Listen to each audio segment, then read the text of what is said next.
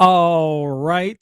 Three, two, one, and we are live. Welcome back, folks. We have some wonderful updates for you. Welcome to the live stream. Welcome up. You know what I got to do. I have to go to the main channel and I got to tell everybody that I'm live. You guys know how it goes. We need to get as many people as we can in here, especially since we got a lot of people saying, "Hey, Echoes, why won't you cover the Iran war?" I am. I just do it on this channel. I got two separate channels. We got one channel for the drama stuff. You know, who doesn't like drama, right? You can't tell me yesterday's video wasn't funny with Drewski and Erica Kirk and making fun of Erica Kirk. Like, we need a channel for the funny stuff, the jokes, the comedy, and then we need a serious channel. That's the way that I look at it. So that's where we're at. So let me share this. Yes, create a post. Live now covering Iran war updates. Come hang. We got to let everybody know. Get your butts in here. Get it in here. I don't even got to look in the chat, and I already know. There's two people that I know are in here. Just Snooping and April. I already know. Shout out to those two, because I'll look at the chat in a minute, but I already know you guys are in here. And I really, really appreciate that. I really do. It's good to have people that will support you no matter what. It really is. Yeah, yesterday's video did really well on the main channel, and I was really shocked to see that. Oh, by the way, we do have another update. Hold on. Give me a moment. Yep, I'm looking at the comments. Yep, Just Snooping's in there. I knew it. Savvy Snake says hi. Hey, Savvy Snake. I don't think I've ever seen you before, but thanks for being here. Hey, we got Alec Carlson. Good afternoon. That's crazy. I went in that guy's stream and told people, check out my stream, and people actually did it. Shout out to Alec Carlson, man. Shout out to Just Snooping. Just a great, what a wonderful person. What a great support of the channel. Just Snooping supports the truth. That's why Just Snooping is always here. We love it. We love it. We absolutely love it. I told you guys, there's two people that I know for a fact are going to be in here. There's Just Snooping and there's April. Those are the two people I just always know they're going to be in here. I don't see April's comment yet, but don't worry, April. I know you're in here. You might be busy, but don't worry. I know you're in here. I know you're in here. I'll be looking out for your comment. I'll see it eventually. But you got to show love and appreciate the people that are always coming back to support. You do. You really do. Oh, there she is. I told you. There she is. April, what's up? I knew it. The two goats, April and Just Snooping. I knew it. Those are the two people that I can always count on. They're always going to be here, and I appreciate that. All right. We have a really good update, guys. We have a new milestone for the channel. Last night, actually this morning, we officially hit 29,000 subscribers. And we went way past it, by the way. Like, we're at 29,080. So I don't know what was so special about yesterday's video. How many views does it have? Yeah, so far yesterday's video is at about 15,000 views. I gained 80 subscribers from that video, which was amazing. It's always nice to see your channels growing. So you guys know the saying, growing and flowing, growing and flowing. Now, do me a favor, help me grow this channel. If you have not subscribed yet, do me a favor, subscribe to this channel. Also, do me a favor, like the video. You got to like the video. Liking the video helps it do its thing in the good old algorithm, and I would really appreciate that. All right. That video was hilarious. Thank you, Just Snooping. Thank you. Yeah, that skit by Drewski was hilarious. The funny thing is the JP Sears guy, his skit was funny, but Drewski is one of the top best comedians in the world. So when Drewski does a skit, it's going to be good. And it was so spot on. And somebody pointed out something that I didn't even realize. They pointed out the fact that Erica Kirk was wearing the pants, the outfit, the designer outfit or whatever, the really expensive pants. Drewski even caught on to that because that was a scandal. People were talking about how the day after Charlie Kirk was killed, Erica Kirk went on this big shopping spree, which that's not normal, right? Who does that, right? But yeah, apparently he caught on to that as well and made a joke out of it, which obviously was very funny, right? So yeah, we're growing and flowing. Thanks for the support, guys. Thanks for the support on the last video. And yeah, we have some Iran war updates to talk about. By the way, did you guys see that your favorite president reneged again? Did you guys see that? That actually happened about an hour or two ago, right when I was in the middle of preparing the stream. I looked on Twitter and I saw that Trump gave Iran an extension again. Now, I'm sorry. Who does the mainstream media keep telling you is winning the war? Oh, by the way, we have to talk about something very important. So there's this YouTuber who used to do finance, just like me. For those who don't know, I used to be a finance channel. This other guy is a guy that I used to know who used to be a finance channel as well. He pivoted to geopolitics and his channel was growing a lot, which I'm happy for him. But, I try to find other YouTubers that are telling the truth. And I saw this YouTuber that, I used to run with back in the day. He used to make the same type of content as me. And he just wasn't covering the Iran war correctly. And no shade to him. If he happens to be watching, no shade to him at all. He's a good dude. I just know that he wasn't covering the Iran war correctly. And it really showed me that that's another reason why I think this channel is important and why I got to keep going. Even though it's hard to grow a channel from scratch and do your thing and get views and all that. The fact that I even got 10 viewers in here, that's an accomplishment, right? But there's a lot of channels out there that are getting a lot of views that are just getting the Iran war incorrectly. So let me tell you guys what this YouTuber said. And he gets way more views in his live stream than me. He has a lot of people. And so I was active in his chat, but it wasn't to chastise him. Like, I was very diplomatic and nice about it. I just said, like, hey, you're getting a lot of this stuff wrong. Like, you're literally spewing propaganda. And I even said, like, hey, I would be happy to come on your channel and correct it. I'm not even trying to be a jerk. This isn't about who's smarter than who. I just want to make sure that you're getting the facts right, because what you're doing in your stream is you're saying that you love Donald Trump and you're saying that Donald Trump is winning the war in Iran. And that is just so wrong. That's like saying that the grass is not green, the grass is red. Like, you are objectively speaking non-facts. You are speaking unobjectable truth. You're just straight up making up things that are not true. And so, me and him kind of went back and forth, and he got absolutely destroyed. And I just want to point out some of the things he said. Again, this isn't to chastise him. He's a good guy. But I just want to show you guys how bad the propaganda is in this country. So when I was watching his stream, he said that Iran was reckless, and he was like, look at Iran. They're reckless. They're bombing their own neighbors. Like, he said they're bombing their own neighboring countries. And, look at that. They don't even know what they're doing. And that kind of triggered me. I'm like, dude, what the hell are you talking about? I'm like, buddy, this isn't North America. Like, Iran bombing the neighboring countries is not the same as if the U.S. were to bomb Canada or bomb Cuba or bomb, Puerto Rico or something like that. I'm like, dude, this is the freaking Middle East. I'm like, buddy, they hate each other. Like, do you not realize that? They hate each other. Matter of fact, I had a map. Let me see if I can find that map real quick. I forgot to add that to the show. So let me just look real quick. But I was like, my guy, them bombing their neighboring countries is not what you think it is. You make it seem like they're reckless. It's like, buddy, I don't think you understand how the Middle East goes, my guy. It's Iran versus everybody. Yeah, that's what it is. It's basically Iran versus everybody. That's the Middle East for you. Like, Iran runs that. I told you guys, Iran is the oldest. Iran used to be Persia. They've been running things over there for a long time. That is their domain. Let me see if I can find the map. Hopefully I typed it in. Oh, I did type it in. Okay, let me see if I can find the map for you guys, because I just want to illustrate it, because that guy was just so wrong. It was really annoying. I'm like, holy cow, dude. Like, you're unbelievably wrong. I was like, my goodness. All right. I found the map. You guys know I love my maps. Again, shout out to the 10 people in. Hey, we got Nilly Pell in here. Hey, we got our fellow Nigerian sister. How you doing, Nilly Pell? Thanks for being in here. Shout out to you. All right, let's go to the map. So this guy was saying Iran is doing strikes on Kuwait, Bahrain, Qatar, UAE. And he was like, yeah, they're terrible. Look at them bombing their neighbors. I'm like, my guy, like, look at this map, guys. So this is actually a good educational time. This is a good time for me to talk about it, because maybe everybody doesn't know this.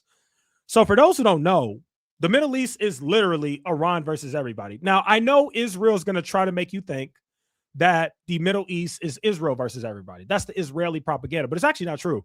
The truth is, the Middle East is Iran versus everybody. That is exactly what it is. That's why Israel wants Iran gone so bad, because that's like their sworn enemy over there. They hate Iran more than anything. They want Iran obliterated. They want Iran gone.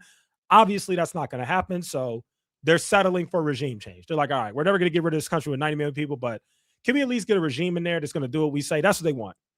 So here's the map for you guys. These are the pro-Iran states, okay? Iraq is pretty decently affiliated with Iran. Now, actually, we do have an update this map is a little inaccurate. It's mostly accurate, but they got the Syria part wrong. If you guys remember, the guy in Syria got overthrown in 2024. So Syria and Iran's relationship is it's not the same as it used to be. So it's really just Iran and Iraq versus everybody. That's really what it is. Now, if you look at all the allied countries, you got Israel, you got Saudi Arabia, you got UAE, you got Yemen, and you got a few other places. They're all pretty much, again, quotation marks. Take this with a grain of salt. But they're allies, okay? Quote unquote, right? And then you have the countries that are like, they're kind of like neutral almost. You could kind of consider them neutral. I mean, nobody's really neutral in the Middle East. It's the Middle East. It's a little different. But these other countries are like, whatever. We're just going to call these the whatever countries. Jordan is like, whatever, right? Turkey's like, whatever. Egypt, whatever. Oman, whatever. Okay? Saudi Arabia is a very intense rival of Iran. UAE is in a similar boat. And then obviously Yemen just downright hates Iran. But you might notice something. In the green, you'll notice that these are the pro-Iran front states. Again, take Syria out because they were able to get Syria's leader out. I think his name was Assad. They were able to get Syria's leader out in 2024. So take Syria out. It's just these two. But you'll notice there's this little patch of green over here. And if we zoom in, guess what's over here by this little patch of green, guys? Oh, that's right. Remember that Bab el Manab Strait that we were talking about that Iran threatened to close? Yeah. Well, why is this green strip allied with Iran, and why are they over there by that strait that Iran threatened to close? Oh, I know why. That's Hezbollah, guys. The Hezbollah militia, yeah, that's their territory right there. And they are heavily affiliated with Iran. As a matter of fact, they are financed by Iran, and they are also armed by Iran. So just wanted to speak on that real quick because I just couldn't believe the stuff I was hearing in this guy's stream. And again, he was getting a lot of views. He had like hundreds of people in his stream. He gets thousands of views. And shout out to him. Building the YouTube channel is not easy, but I'm just like, my guy, you got to tell the truth. I mean, he just kept saying Trump, Trump, Trump, Trump, Trump. Trump's a tough guy. Trump's winning. I'm like, dude, Trump is getting played like you've never seen before. He's getting played so bad. He got played again because guess what he did? He extended he gave an extension to the pause on bombing Iran's nuclear sites again. Remember, he did the 5-day pause after he threatened a 48-hour thing. Now he just did another pause. Now he's extending it to April 6th. So it's like, all right, man. So yeah, just wanted to speak on that. That guy was, like I said, good guy, but you got to do better, man. You can't just be on here just straight up lying, talking about Trump won. And then he also said something else crazy. He said that he thinks the Iran war is going to be over by next week. I'm like, no, he said it's going to be over by like Monday, like next Monday. I'm like, dude, are you nuts? Like, heck no.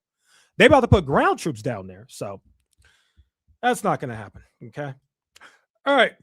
Let's talk about a little bit of finance. Why not? So I know not everybody's a stock market investor, but the stock market is important, especially when you talk about the global economy. So the stock market got destroyed today. It says right here, breaking, the S&P 500 closes sharply lower as Iran war peace talks lose momentum, erasing $1 trillion in market cap. The stock market lost $1 trillion in market cap, guys. The S&P 500 has now lost $3.5 trillion since the Iran war began. And then you can see a whole lot of red. Everything here is red. I like how you guys are being so nice to each other in the comments. Everybody's just saying hi to each other. That's dope. I love that. All right. So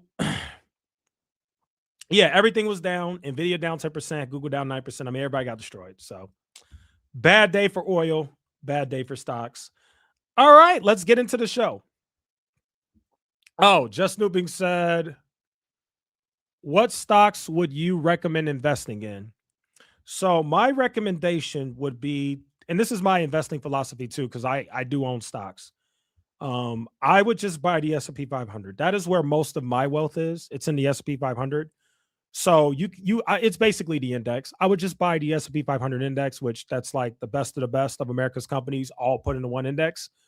That's what I would recommend. I think that's the best investment you could do. If you're talking about individual stocks, the NAG gets a little tricky because those are actually really hard to pick. But typically, I just invest in the S&P 500, and I've done very well doing that. And I do own some Tesla stock. I will be honest, and Tesla's done very well for me. So, yeah, I would just say the S&P 500, just snooping. That's what I would do. But yeah, I mean, if you want to know what individual stocks I own, I mean, I can tell you that too. But yeah, matter of fact, here I'll tell you. And again, this isn't a buy recommendation, just so we're clear. I'm not saying buy these, but I'll tell you what stocks I own. Oh, my Weebulls not okay. I have to wait till my. I guess I could go to my Fidelity and then I'll show you real quick. But yeah, all my retirement accounts, S&P 500. You know, my niece. I have a UTMA for my niece, so she'll get money when she gets older from me. Um, I have her invest in S&P 500 as well, and she does own Tesla. She does own Tesla stock. All right, let's see. Let's see if I can tell you what I got. Let me see. Oh, it's making me log in. Oh, that's annoying. I don't check my portfolio that often. Here, I'm going to try and see if I could just log in real quick with my phone number. The problem is I'm on my iPad and I don't ever check my stocks on my iPad. That's the problem. If I had, if I could get on my phone or whatever. All right, hold on. Oh, great. Incorrect password. Lucky me. Nope, incorrect password. All right, let's try one more time. Because honestly, I don't even remember what I own. Nope, it won't let me log in. No matter what I do. And I'm definitely putting in the right password, but I don't know.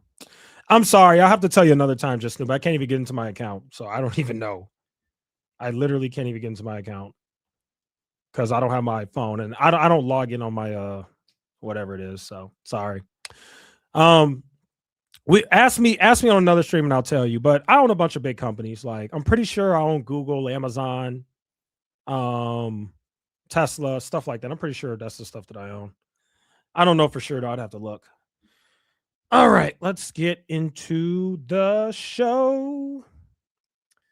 All right, let's talk about Denmark, guys. This is actually a fascinating update that I saw earlier this morning that I wanted to speak on. And I noticed that not a whole lot of people were covering this. I haven't really seen any mainstream media or any articles on this. I just saw this tweet by this guy named Mike Levin. He says this is truly insane and it should be front page news across America. And I agree. I think it should be front page news as well. He says Denmark secretly deployed soldiers to Greenland, prepared to blow up airport runways to stop a U.S. invasion. He says they brought blood supplies to treat the wounded. France, Germany, Norway, and Sweden quietly coordinated against us. This was not a drill. This was our closest allies preparing to fight against Americans. Let that sink in. NATO allies, countries whose soldiers have fought and died alongside ours for decades. They looked at this president and decided they had to prepare for the worst. Fewer allies does not make America great. It makes us more isolated, more vulnerable, and enhance Russia and China, exactly what they have always wanted in America, abandoned by its friends. The American people deserve to know how badly this president has damaged our standing in the world. All right, let's really dive deep into this one. So, what he's talking about is this new bombshell reporting that Denmark planned to blow up Greenland runways if Trump moved to seize the island. Now, you guys remember when Trump first got elected, there was this whole crazy thing where he wanted to take over Greenland, right? Which is just dumb. Denmark has owned Greenland since this, for those who don't know, Denmark has owned Greenland since the 1700s. Denmark has owned Greenland for a long time. What the hell makes you think that Denmark would give up that country? Like, really? Why are you trying to upset the balance of power when everything's already going well? It's like This president just finds things. He just finds ways to screw things up, you know? So let's read a little bit of this article. And again, this is an update. This is a new reporting that we found out. We did not know that Denmark planned to basically go to war with the United States over Greenland. We did not know that.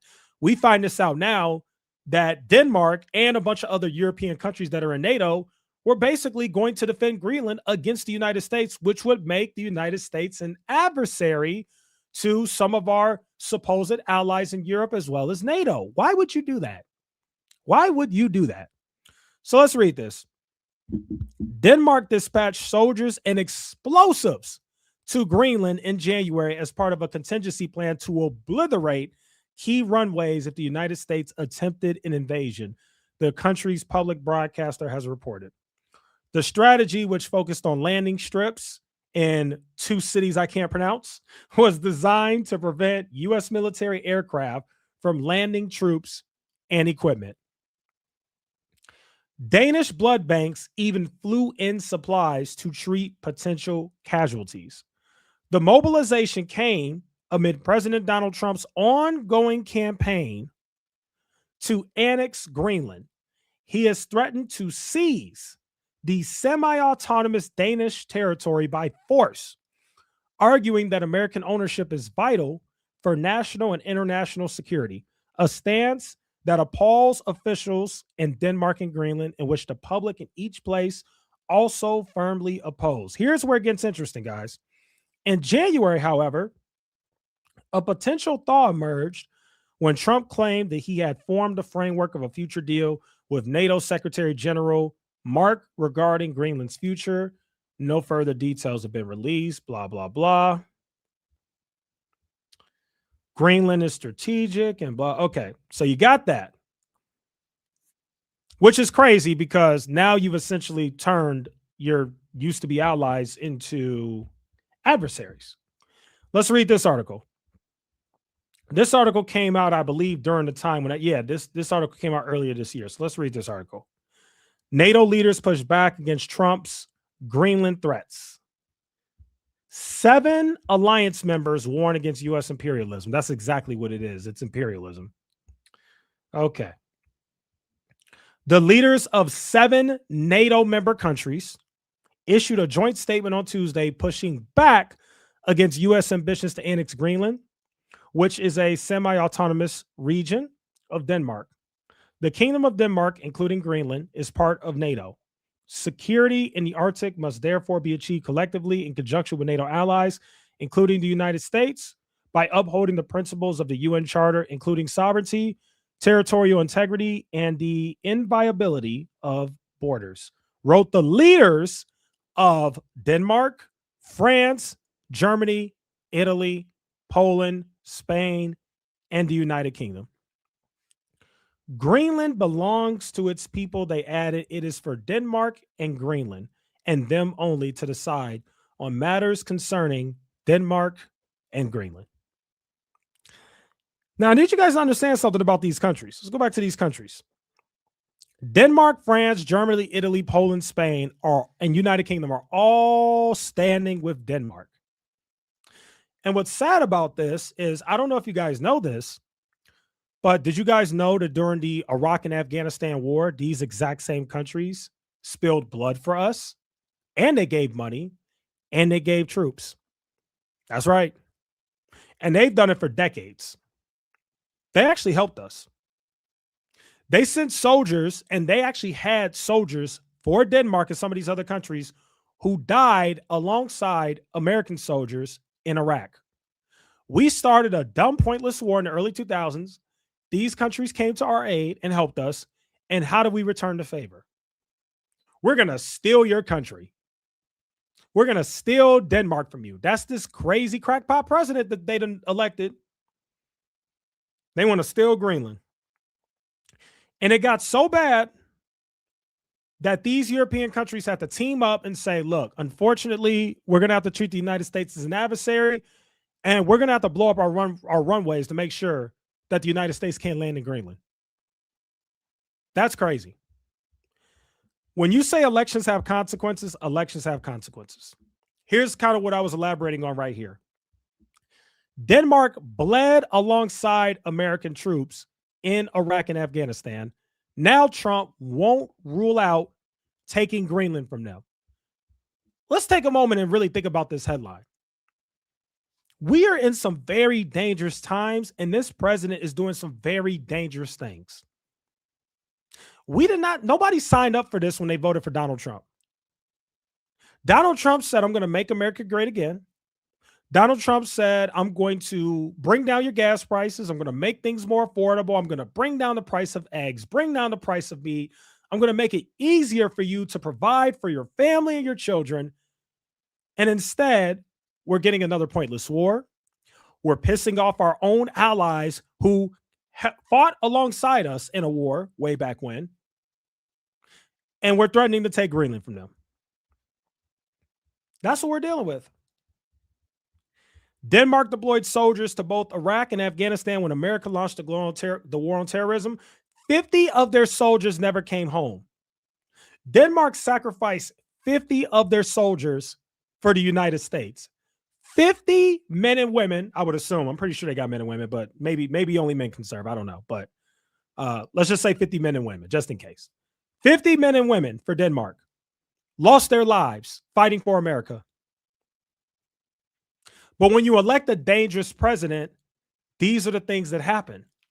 Because this dangerous president doesn't take that into account. Like, wait a minute, these guys helped us in the past. Maybe I shouldn't try and take their country. But he tried to do that. They gave us 50 of their Denmark lives. Denmark citizens lost their lives, Denmark soldiers. And he tries to take their territory. So for those who don't know, Denmark has controlled Greenland since 1721. This was 55 years before the United States even existed as a nation. How do you think the United States would act if Denmark said, we're going to take, we're going to take Puerto Rico? How do you think the United States would react to that? We're going to take Hawaii. Bro, they have controlled Greenland since before the United States was even a country. That's how you know that this president is dumb. I can't stress this enough. We keep it real over here. Sorry if you thought you were signing up for the propaganda network. This isn't Fox News. This is the truth. And any person that won't tell you the truth is dangerous. We have to tell the truth. In what world is it rational to try and take a territory that Denmark controlled since before you were even a country? They've had that longer than you've even been a country, existed as a country, and you want to take it. You're crazy. This guy's nuts. You would think that he would have some advisors who have a freaking brain who would tell him, Mr. President, that's not a good idea. Denmark's not going to give up Greenland willingly. Dummy. Like, what do you think this is? And sure enough, not only was Denmark not going to give it willingly, Europe wasn't going to give it up willingly. 7 other European countries came in and said, yeah, Denmark, we're on your side. You're one of us. We're on your side. We don't want to go against the United States, but if we got to, we're willing to do it. Screw it. Let's roll. Let's do it. Let's do it. Let's go. Let's blow up those runways. Let's do it. That's what you're dealing with, folks. This is not Trump's first attempt to acquire Greenland. In August 2019, during his first term, Trump proposed purchasing the island, calling it a large real estate deal. Yeah, but here's the problem. Greenland's not for sale. You can't purchase Greenland. It's not for sale. They're not going to give it to you. It even says it right here. Danish Prime Minister called the idea absurd and said Greenland is not for sale. Yeah, dude. Like, what do you think this is? You're not getting Greenland. Are you crazy? So now I want to transition to this article. And the reason why is because, for those who don't know, China and Russia do not like NATO at all. Oh, I always want to make sure I educate. Maybe not everybody knows what NATO is. NATO stands for the North Atlantic Treaty something. North Atlantic Treaty. Hold on. What is NATO? Explain. Just in case people don't know. Yeah, North Atlantic Treaty Organization. Yeah, I learned this in school. So the North Atlantic Treaty Organization, which is NATO, is a transatlantic political and military alliance formed in 1949 by 12 countries. It has way more than 12 countries now, but it was formed in 1949 by 12 countries to ensure collective security against threats, primarily against the Soviet Union at that time. So for those who don't get it, now you're starting to see why Russia does not like NATO, because NATO was literally created basically to ensure security against Russia back when they were the Soviet Union. So Russia has never liked NATO. Russia will never like NATO. As a matter of fact, the main reason why Russia invaded Ukraine is because they were like, hey, we do not want you to join NATO. We don't like that. We don't like that you are trying to join NATO. We don't like NATO. You're too close to our country to be joining NATO. It's pretty much what happened. So that's what NATO is, North Atlantic Treaty Organization. So let's go into this article and talk about how it ties into all of this. Trump demands NATO and China police the Strait of Hormuz. So far, they aren't joining. Okay. So again, for those who don't know, President Trump is essentially doing what China and Russia have been trying to do to NATO for a long time. I actually think that Trump is working overtime to sabotage NATO. Trump is literally trying to sabotage the United States with NATO because he's just so stupid. And the funny thing is, Russia and China have spent a long time trying to sabotage NATO. And what America is doing is they are giving themselves fewer allies. I think what makes America great and America strong is when we have a lot of allies. Clearly, Trump's Make America Great Again, which I would argue is Make Israel Great Again, is basically let's make as fewer allies as we can, because that's what he's doing. You're just pissing off NATO and you're pissing off NATO countries, which in my opinion is not a good idea. And oh, by the way, the president of the United States right now has done more damage to NATO than Russia or China could ever hope. Like Russia and China are loving what Trump is doing.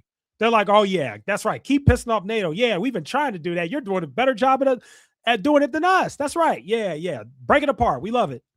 That's what they want. So there's not much in this article. So with the Iran war entering a third week, Israel said it plans for at least 3 more, blah, blah, blah. You know, the headline is kind of, oh no, it's down here. Okay, the article's down here. I'm like, are you guys going to talk about what I clicked on? Okay, there we go. Oh, this is a really good map, by the way. This is a great map. So it says countries are not reacting positively to Trump's demand. Remember, Trump's demand, well, we'll read the article. Trump on Monday continued to press other countries to join U.S. efforts, because that's what Trump's been doing. He's been trying to pressure other countries to join in on this. I see we got about 20 people in here. Welcome, everybody. Thanks for being here. 20 concurrent viewers is exactly what I hoped for, and we got it. So thank you, guys. Smooth Sailing says, oops, I'm late. No, you're not late, Smooth Sailing. You are just on time. We're getting to the good part. You're just on time. President Trump on Monday continued to press other countries to join U.S. efforts to secure a critical shipping route off the coast of Iran. Let's see. Nilly Pale says, funny how you get so excited by good maps. Oh, I get really excited. Yeah, Nilly Pale, I don't know if you know this, but I love geography. I always have. I've always loved maps. I've always loved geography. I actually took geography in college. You know, you get to like pick your electives. I don't know if you guys know that, but you get to pick your electives when you get to like a senior. So I picked my electives and I chose geography. And that was one of the best classes I ever had, because guess what our professor taught us how to do? He taught us how to read a map. Yes. He taught us how to read a map. But yeah, I've always loved maps.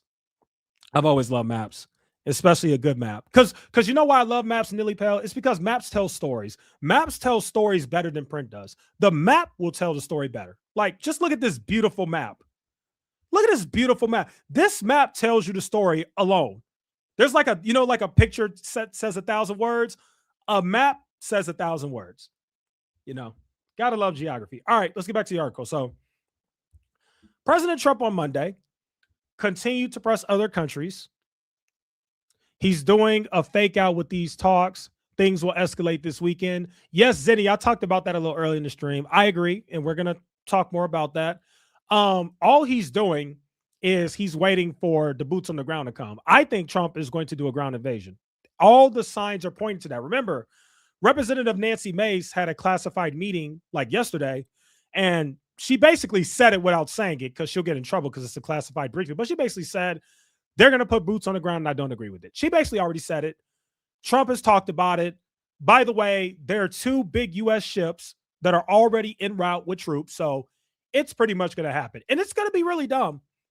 It's going to be really dumb. We're going to get into Iran's military capabilities in a minute because, you know, the Fox News propaganda tells you that Iran is this weak country with this weak military and we obliterate everything. Yeah, that's not true. And we'll get to it. So this article says President Trump on Monday continued to press other countries to join U.S. efforts to secure a critical shipping route off the coast of Iran. That's the Strait of Hormuz. Iran's ability to threaten slow-moving oil tankers in the Strait of Hormuz has become a headache for the Trump administration as it creates a stranglehold on the passageway through which roughly 20% of the world's oil trade typically passes. On Sunday, President Trump called on China, France. First of all, calling on China is nuts. As if China would help you. Yeah, good luck, buddy. President Trump called on China, France, Japan, South Korea, and United Kingdom and others to send warships to the Strait of Hormuz. This article is actually missing some countries. Trump also called on Spain and Italy and a bunch of other countries. And you guys want to know the funny update? Spain actually said no. And guess what the Strait of Hormuz did? Let me go Google that for you guys real quick. Guess what Iran did? Iran said, oh, Spain, you guys aren't helping the U.S. You guys can pass through the Strait of Hormuz. That's exactly what happened. So Spain made the right play. Spain's like, look, buddy, we're staying out of it. Okay? We're staying out of it. Here it is. Spain said we're staying out of it. You're not going to ruin our country with your pointless war. And Iran said, good job, Spain. Good job. You're smart. You get it. You can pass. All of your ships, Spain can pass through. Look, Iran opened Strait of Hormuz to Spain amidst diplomatic ships. Now, you guys know I've spoken about this pretty often. I went to Spain last year. I love Spain. Okay. I went to Barcelona. I love Spain. Okay. I love the Spanish people. I love the country. I love the weather. I love everything about it. So I'm a fan of Spain. I'm rooting for Spain. I am happy for Spain that the Strait of Hormuz has been open for them and they could get their resources. I'm happy for them. So Spain is smart. And these other European nations who will not join the United States, they're smart too, because they're like, dude, what are we getting out of this? We literally get nothing except for we don't get the energy that we need because they all get their energy from that area. A lot of them do.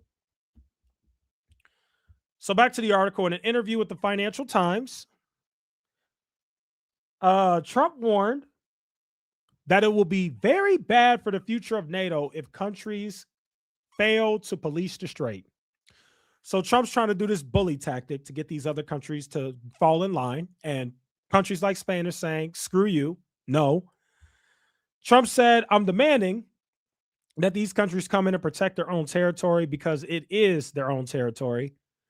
Whether we support or not, I can say this, and I said it to them, we will remember, he said. So again, he's threatening them. He's saying, if you don't do this, we're going to remember that. And later on down the road, when you need something, you're going to be punished for it. So that's what's happening. But foreign nations have reacted cautiously, with several outright rejecting Trump's request. So now you get to see what the foreign nations are saying.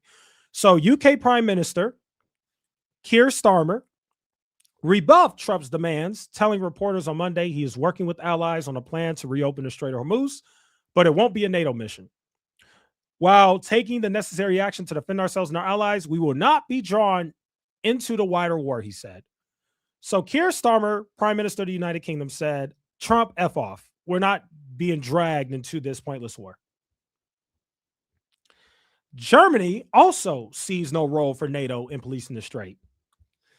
The German chancellor said, as long as this war continues, there will be no involvement, not even in an option to keep the Strait of Hormuz open by military means. I would also like to remind you that the U.S. and Israel did not consult us before the war.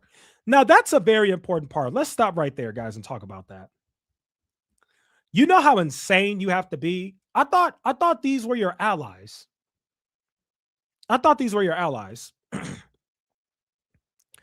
So Trump did not tell them that he was going to strike Iran. He just did it. He didn't tell any of these countries. And these countries are like, dude, you didn't even consult us and ask us if we even were okay with this. You just did it. And now you expect us to come help you. No thanks. Zenny says Starmer was going to join, but he faced rebellion in his own party. Oh, you dang right he did. You dang right he did. Look at this. Most Britons oppose the war. The British government says it has given the U.S. access to its military bases only for what it calls limited defensive action. So, according to the polling in the UK, most of the Brits oppose the war. So, I am not surprised that Starmer faced a rebellion in his own party. Not surprised at all. His own party's like, dude, no, you're not. He's like, we're going to help. No, you're not. And he bent the knee. And he came out and he spoke out against it. He said, we're not doing it. Dude, you didn't even tell us. Germany spoke out against it. Spain and Italy, right here. Spain and Italy also said they would not send ships to the Strait. Italy spoke out. Italian deputy prime minister. Italy's another country I've been to, another beautiful country. Italy is not at war with anyone, and sending military ships in a war zone would mean entering the war. That's it. And then China just said, hey, we would love for an end to the hostilities. But obviously, China's not going to help. China's like, we just hope this ends. Good luck. By the way, guys, while you're busy being occupied with Iran, at some point, we're going to go and invade Taiwan. So be ready. Good luck. Because eventually, Taiwan will be ours. It's pretty much what's going to happen. South Korea responded. Japan's in here. Australia's in here.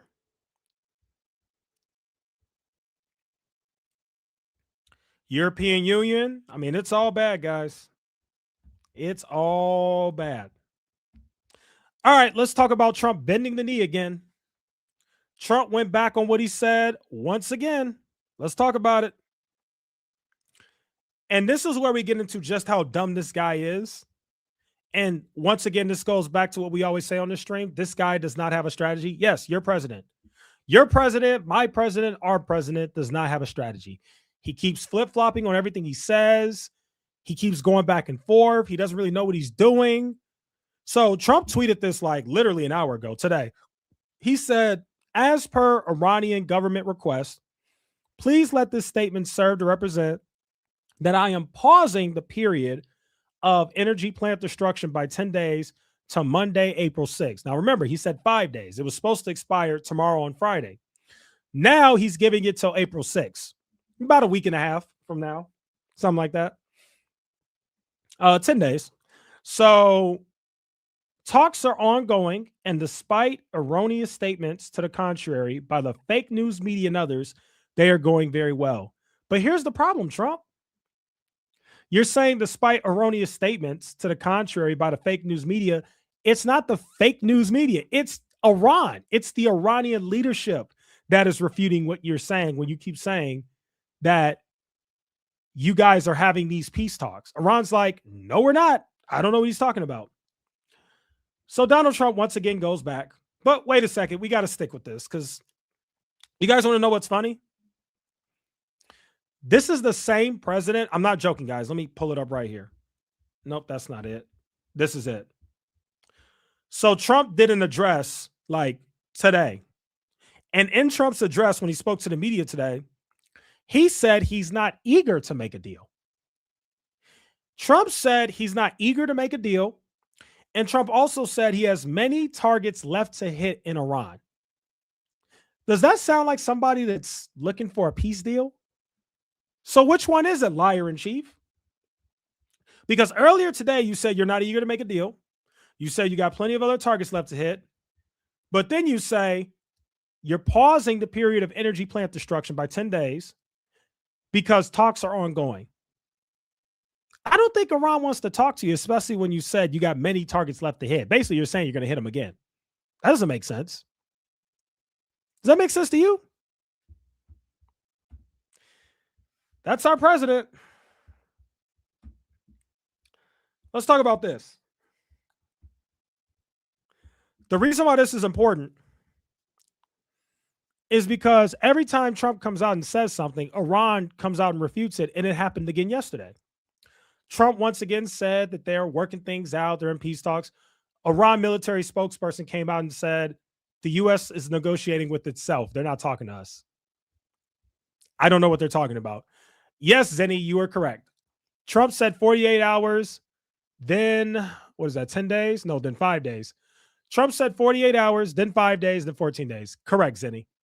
It's exactly what happened. He did the whole 48 hours thing. Remember the big threat? If Iran doesn't do what if Iran doesn't open up the Strait of Hormuz fully, I am going to strike their nuclear plants. They have 48 hours. Guess what? 48 hours went by. He gave in. He caved. He blinked. Who blinked first, Iran or Trump? Trump blinked first. He said, all right, I'm going to give them a 5-day extension. Guess what? The extension expires tomorrow on Friday. Trump blinked again. Iran don't care. Iran hasn't blinked one time. They're not worried about nothing. They don't care. Trump blinked again.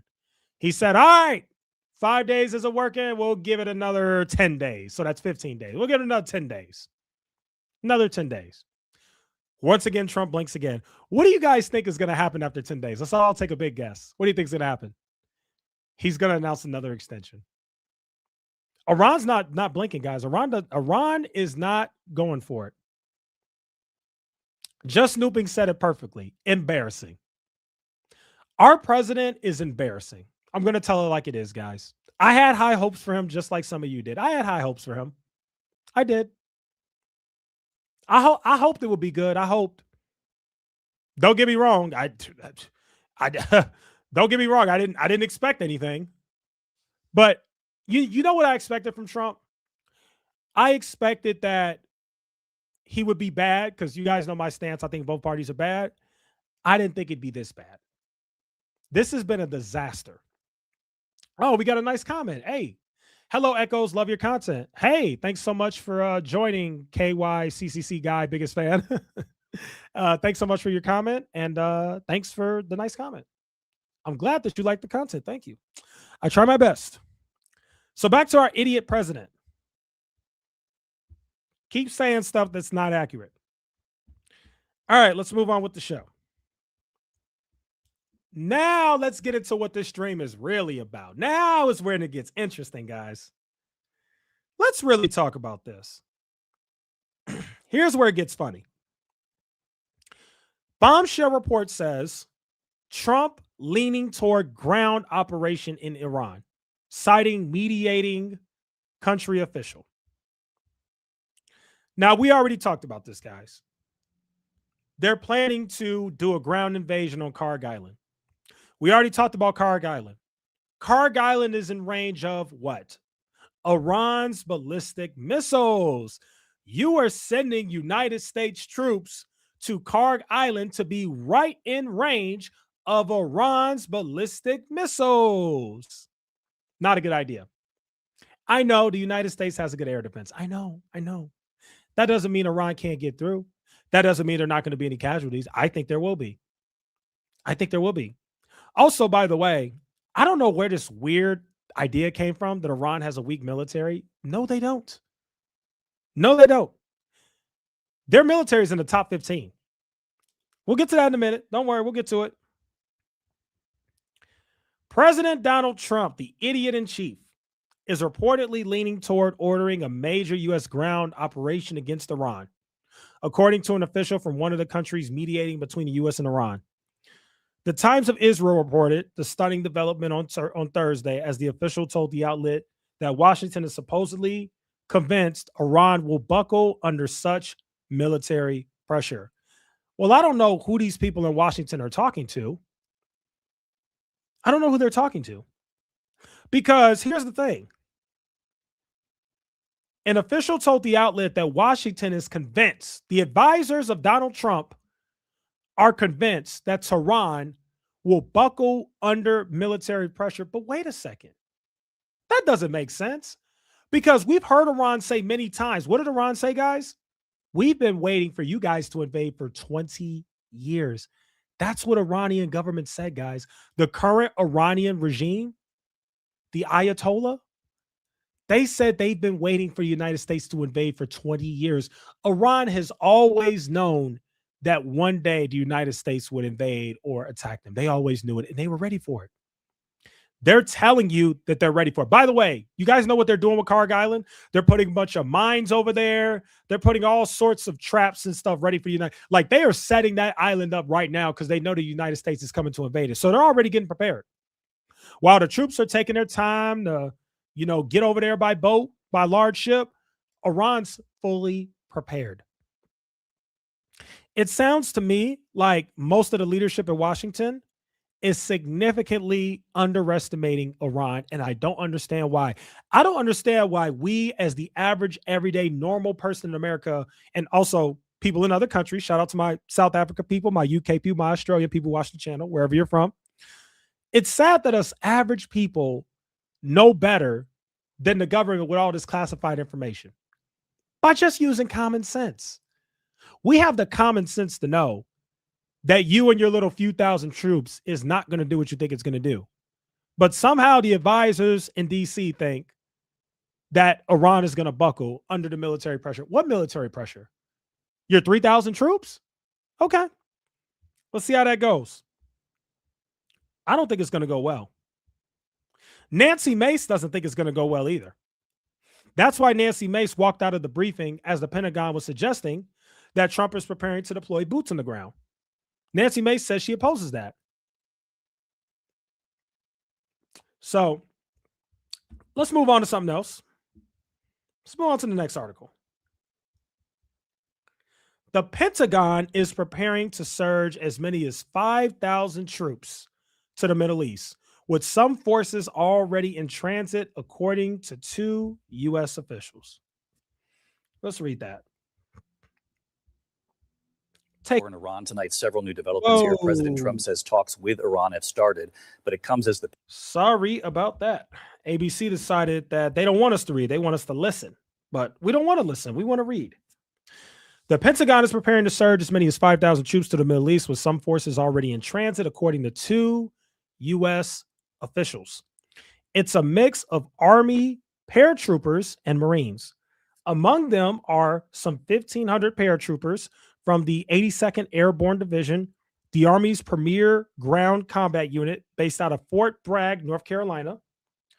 There are also 2 Marine units likely headed to the region, according to the 2 U.S. officials. The airborne unit is designed to deploy on short notice and seize contested terrain by parachuting out of airplanes behind enemy lines. But that doesn't necessarily mean they would jump out of planes for a mission. The last time the 82nd Airborne parachuted into combat was the invasion of Panama in 1989. Before that, they did 4 jumps of World War II. So he's got them doing stuff that they rarely ever do. It's unclear where the troops will land or when they will arrive. It's likely they would flow into established U.S. hubs such as Jordan and Kuwait. We talked about that. They got those U.S. military bases over there. Additionally, Marine forces are already moving into position. The 31st Marine Expeditionary Unit, 2,200 strong crisis response force, is slated to reach the Middle East this week after a transit by sea from Japan. Oh, so Japan is jumping in. Okay, so Japan's helping.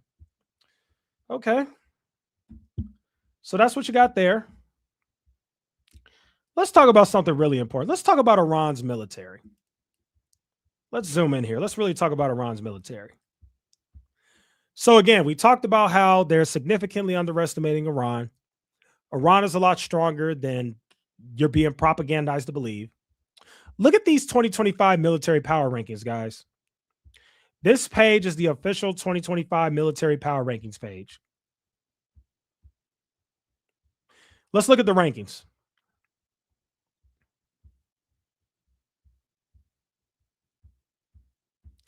So this power rankings is a simulation validated world military index focused on actual war fighting ability today. So they use a simulator to come up with this. According to their rankings, Russia's number 1, then China, then the United States.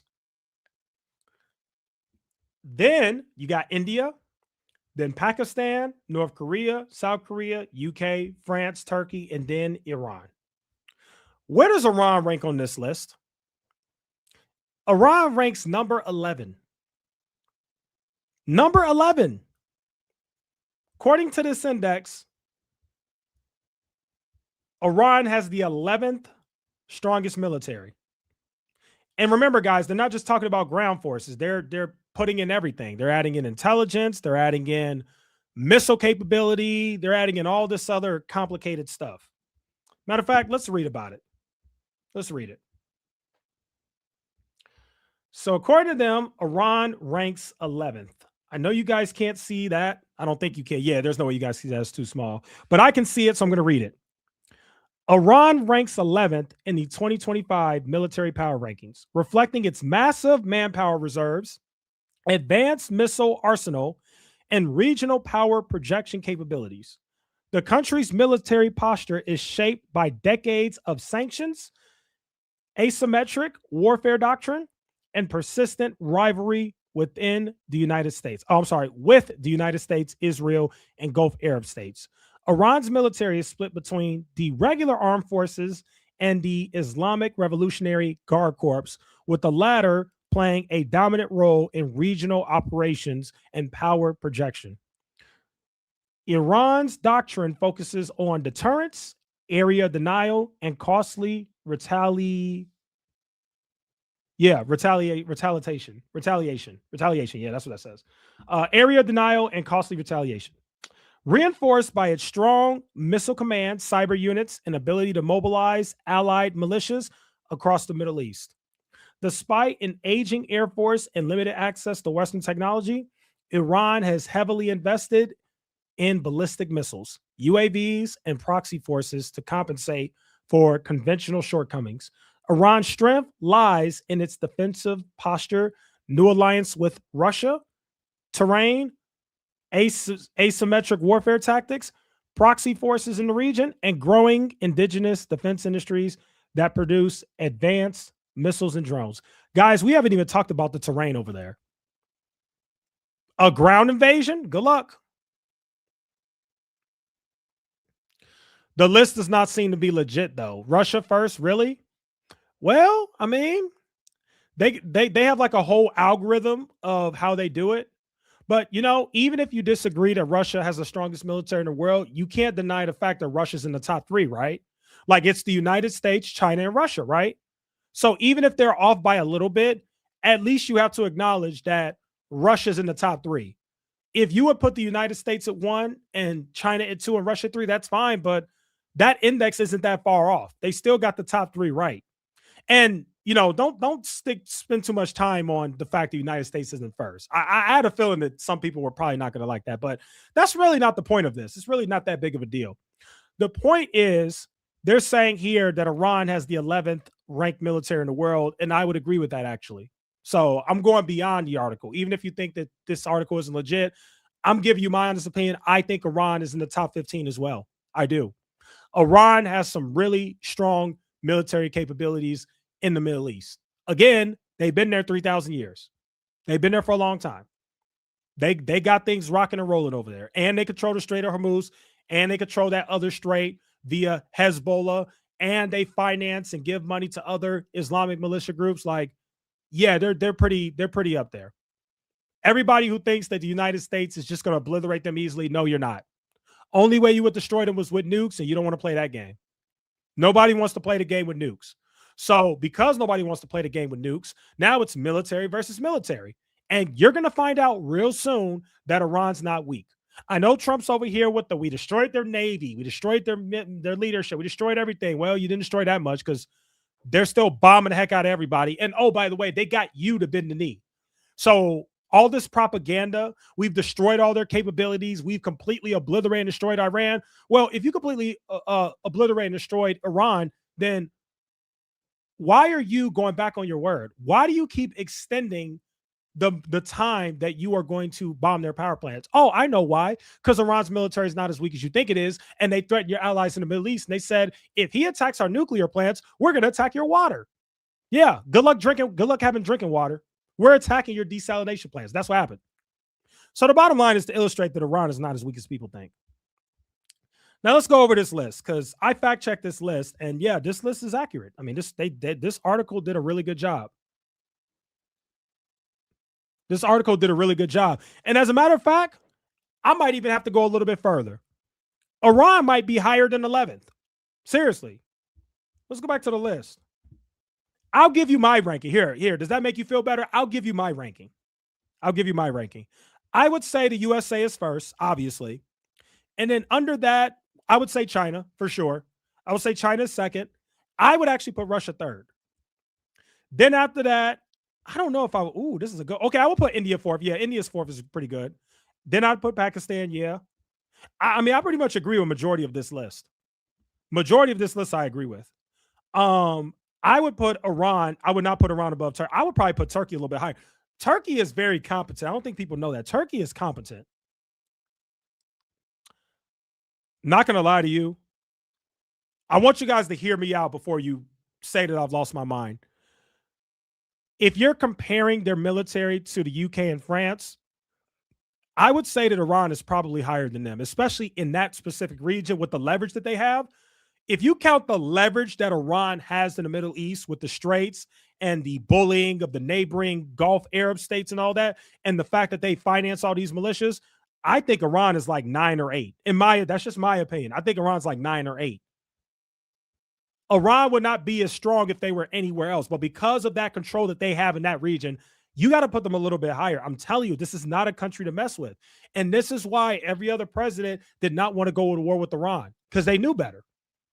Every other president knew better. They're like, we do not want to go to war with Iran. They knew. So now it talks about their capabilities. Ballistic missile arsenal, precision strike capabilities. And then they kind of go into it. We'll zoom in.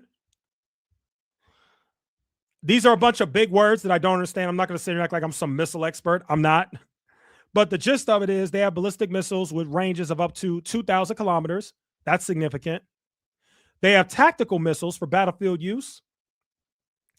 They have systems capable of striking Israel, U.S. bases, and Gulf targets, which they've already done. They've already successfully struck Israel. They've already successfully struck U.S. bases. Do you guys know that the U.S. bases, those guys aren't even at the bases because they got decimated that bad? These guys are like doing their work out of hotels. Seriously. Zenny said Persia has produced some of the greatest military leaders in history. Exactly. Zenny gets it. Iran is not to be messed with. We're going to find out the hard way. Advanced UAV and loitering munitions fleet. And by the way, guys, you are never going to get this type of stuff from mainstream media. When is mainstream media going to pull up this little write-up here that explains to you the capabilities of Iran's military? You are never going to get this from mainstream media. So do me a favor, like the video, because we give you this stuff that the mainstream media ignores and the mainstream media won't tell you. They're not going to tell you this stuff that Iran can do. Like, this is significant. Iran has ballistic missiles that have a range of 2,000 kilometers. Iran has the capability to get through the air defense system of Israel and the other Gulf states that host U.S. military bases. Does that sound like a weak country to you? They have a very strong military. I told you guys, the Middle East is Iran versus everybody. And Iran is still standing. Iran is going against everybody and they still standing. Can't beat them. All right. Iran is a world leader in drone warfare outside of major powers. So they're going into their drones. All these drones right here were used in Syria, Iraq, and Yemen. This one is a loitering munition widely exported to Russia and used in Ukraine. So this is the drone that they gave to Russia to help them fight Ukraine. Okay. Armed UAVs used to bypass air defense systems and project power via proxies. Domestic industry rapidly expanding low-cost, long-range UAV protection. All right, let's look at the proxy warfare. Remember, guys, my bad. I said Hezbollah. I meant to say Houthis when I was talking about Yemen earlier. My bad. Let me correct myself. I had a feeling I was getting that wrong. Houthis.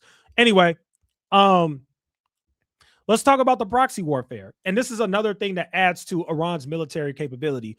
Iran is able to get these other militias to do their bidding for them, and it works. So they support Hezbollah, which is in Iraq. They support the Houthis in Yemen, and they support however you say that. They also conduct operations through IRGC, Quds Force, advisors, and logistic networks. They help their partners with missiles, drones, and training. And they use their proxy forces like the Houthis and Hezbollah to harass, deter, and retaliate against Israel, Saudi Arabia, and the U.S. So, yeah, their military is good, guys. They have good capabilities. Look at this. It gets even deeper. They got air defense and strategic denial systems. Iran has developed a layered defense architecture to protect strategic assets. And then they kind of get into that. I don't know much about any of that. I'm not going to try to learn, but they have a pretty decent air defense system. Cyber warfare. That's the new way that people go to war these days. Cyber warfare. Iran's cyber and military industrial sectors are key force enablers. Conducts cyber operations against Israeli, U.S., and Gulf targets. Domestic production of tanks, drones, missiles, and EW systems despite sanctions. Builds reverse engineered versions of F-5s, T-72s, and other legacy platforms. Collaborates with Russia and China on military tech transfers and training. There you go. Why Iran is ranked 11th. And I would even rank them a little bit higher than that. And then they kind of get into why. So there you go. There you go. That is what you got. Okay. So those are your Iran updates. Hopefully you guys enjoyed that. I'm just looking to see if we have any more news. I'm just looking at the news real quick. I don't see anything. I see this TSA stuff, but obviously we're talking about Iran. Trump issues executive order telling the Department of Homeland Security, right? Is that department? No, that's not the Department of Yeah, that is the Department of Homeland Security. Instructing the Department of Homeland Security to immediately pay our TSA agents. Okay. Okay. All right. So let's listen to Trump's press conference today. Trump had a cabinet meeting and he gave a press conference. And you know what? We'll get to that in a minute. I'll read some comments. You guys know I like to read comments. I like to hear what you guys got to say. I like to hear that. Let's see what you guys got. And the reason they became a leader in drones was the U.S. Under Obama, they stole a ton of our drones and leaped them ahead 20 years in drone techs. Well, look at that. Thank you, Zenny. I did not know that. We have them the tech in our last stupid war. We gave them the tech in our last stupid war. Oh, that makes sense.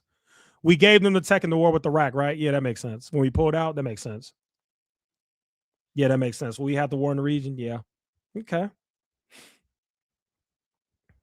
Oh, somebody said exactly what I think. I think it's higher than 11. Yeah, me too. I think they're like 8th or 9th. Like, they have a very competent military. I can't stress that enough. China has a much better version of this, and U.S. military has no response. The funny thing is China has built their military for area of the Nile, also with swarms of drones and cruise missiles. There you go. There you go. Okay, I don't see any other comments, so let's get into Trump. Let's talk about Trump. What else do I have? I don't think I have anything else. All right, let's talk about Trump. So Trump gave his little stupid update with his cabinet today. And yeah, let's take a listen. Over the past 3 weeks, we've been hitting Iran's military capabilities at a level that few people have ever seen before. People never knew there was such a capability. We have the strongest military anywhere in the world by far. I built it during my first administration, and I used it during my second administration. Unfortunately, because I'd rather not have to use it. But it's a display of force and precision and skill like nothing the world has really witnessed, although you get a pretty good witnessing of it in Venezuela also. And that was a smaller version of what we're doing now. We're crushing their missiles and drone stockpiles, destroying their defense industrial base. We've wiped out their Navy completely, their Air Force completely. We've wiped out a large percentage of their missiles.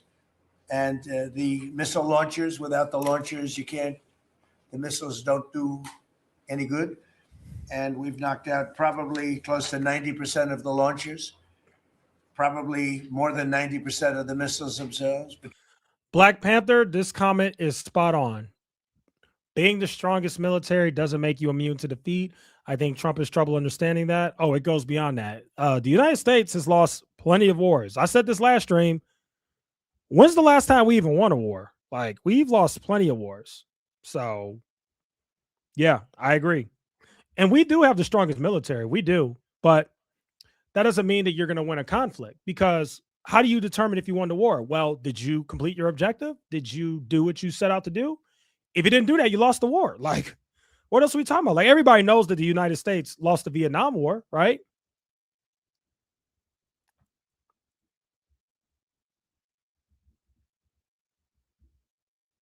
So, yeah.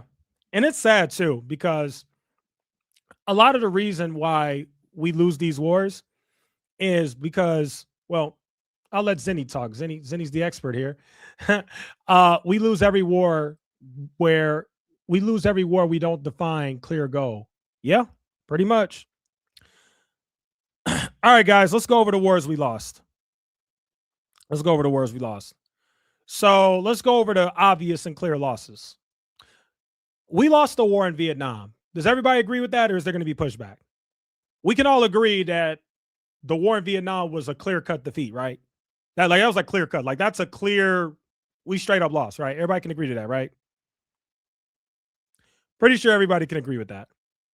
The objective we set out in Vietnam, we did not achieve. Okay? Pointless war. I think everybody agrees that we lost Vietnam. Like, that's like a very well-known thing. So let's get a little bit more controversial. The war in Afghanistan lasted for 20 years. I would argue that we lost that war. How do we know that we lost that war? Remember when Biden finally withdrew the troops and said, all right, that's it, we're done. Remember when Biden did that? Well, guess what? The goal was to build a stable government, right? Remember that? The goal in Afghanistan was, we're going to stabilize the government and we're going to create a competent government that can resist the Taliban. Remember that? And then guess what happened? The United States finally gave up on the 20-year war and they lost. And guess who controls Afghanistan, guys? The Taliban. We spent all that money to get rid of the Taliban and we did not do it. And we gave them some of our weaponry. We left our own weapons and tanks and trucks. We just left it there. We just completely abandoned it and left it there. And guess what the Taliban did? They were celebrating the fact that they won the 20-year war in our vehicles. So that's 2 wars that the United States lost, guys. Vietnam War. By the way, guys, did you know that the Vietnam War was 20 years? Yeah, that was a 20-year war. Vietnam War took place in the 60s and the 70s. Yes, Vietnam War was a 20-year war. We lost that war. 20 years, we lost. We had a 20-year war with Afghanistan. We lost. What else did we lose? I would say we lost the Iraq War.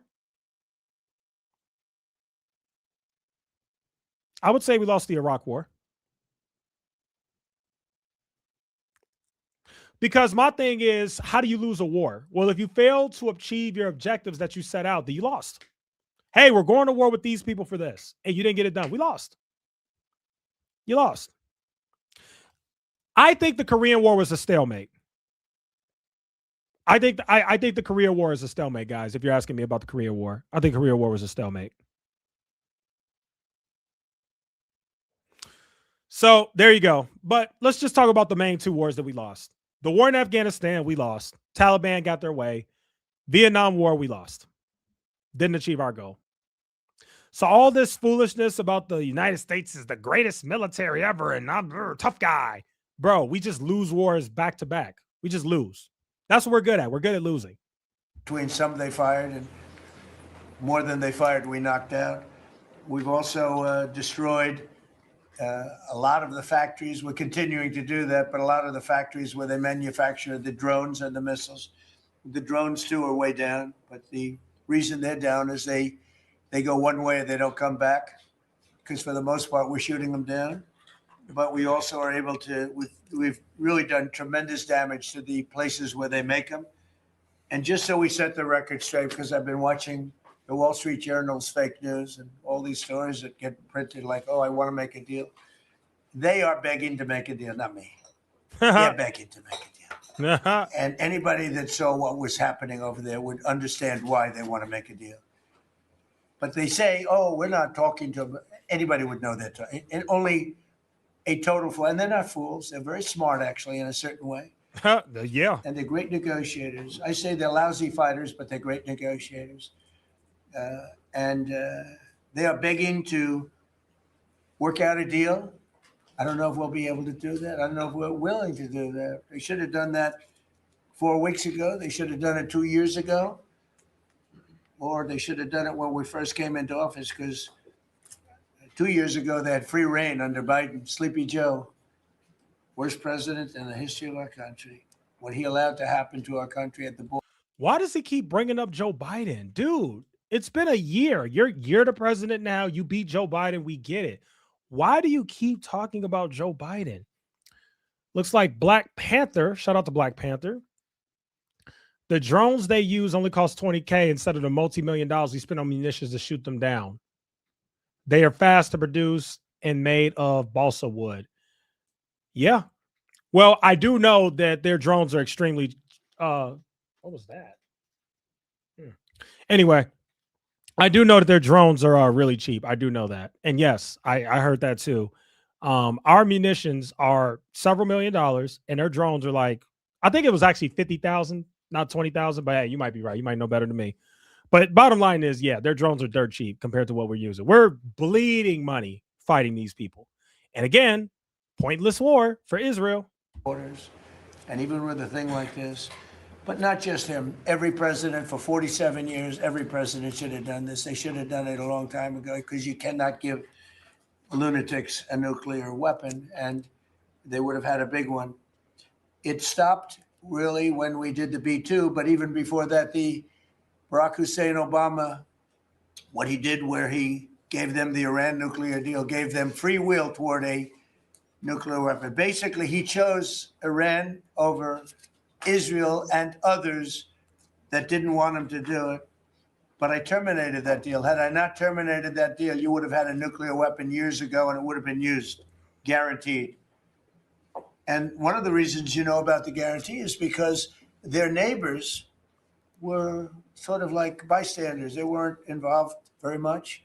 They didn't choose heavy sides. They didn't want to, because people were concerned with Iran. There was a big black cloud over the Middle East. They were concerned, but all of a sudden the war starts and they start shooting at these five, in particular, 5 countries. They start shooting at Qatar, Saudi Arabia, UAE, Kuwait, Oman. They start shooting at them, and everybody was shocked, including us. You know why? Because they're sick, and they had a plan to take over the Middle East. And some of those missiles that were shot at them were locked long before we even started this process. They were locked and loaded and aimed at those countries. They wanted to take over the Middle East, but we happened to come along, so it wasn't so easy. So right now their Navy is sunk in the largest elimination of a foreign Navy that has taken place, maybe ever, but certainly since. All right, guys.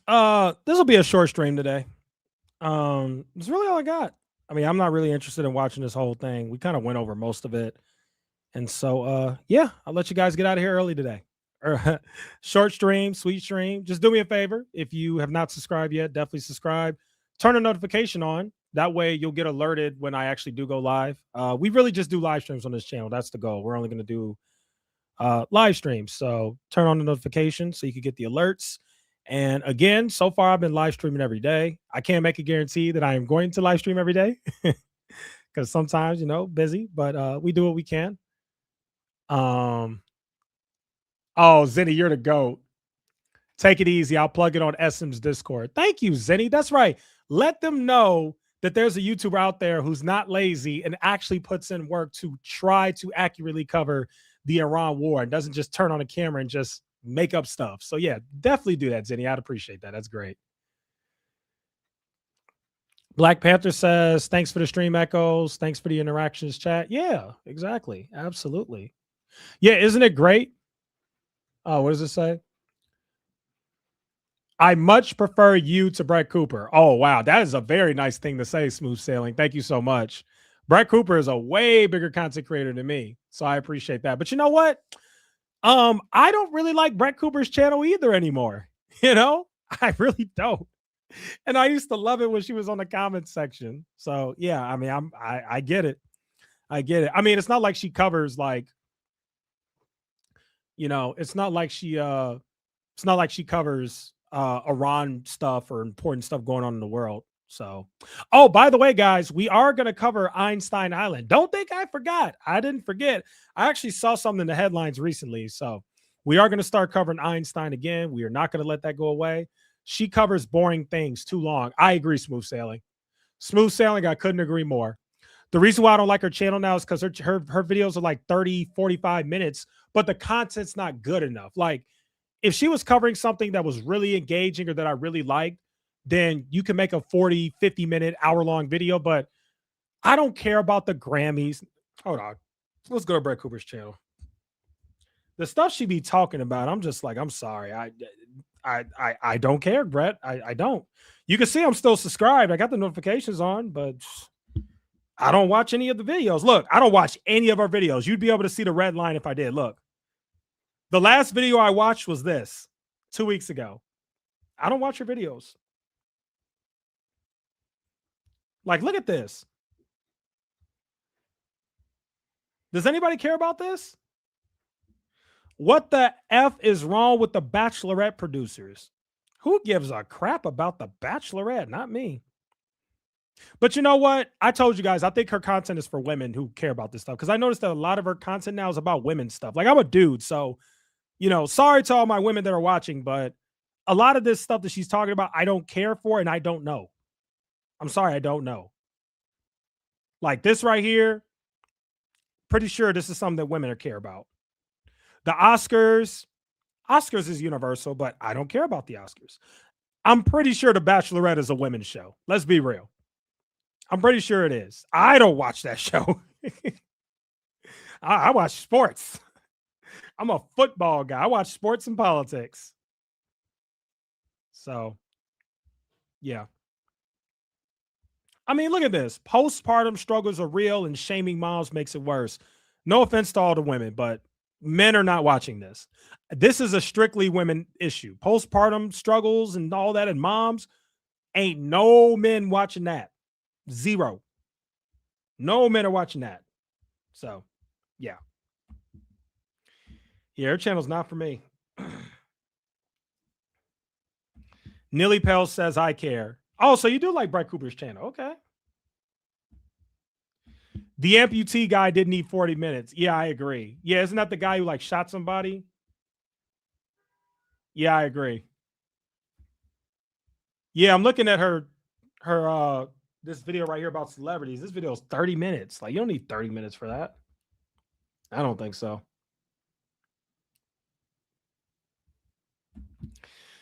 That would be great. I found it hard to follow because I missed a lot of the Einstein stuff. Yeah, we are going to start covering Einstein. We're not going to let that go because that's some serious stuff.